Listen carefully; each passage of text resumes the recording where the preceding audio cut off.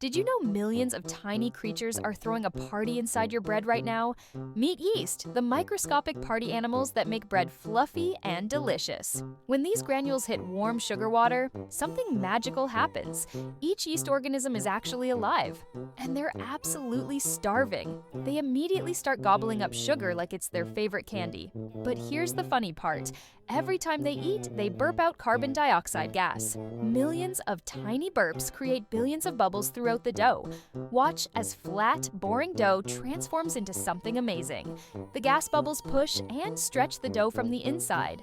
Then comes the dramatic moment. The dough doubles in size right before your eyes. It's like watching a slow-motion balloon inflate. All those invisible creatures are working together, eating and burping nonstop. When you slice the finished bread, those perfect holes are proof of their gas-producing celebration. Every bite contains the results of nature's tiniest party.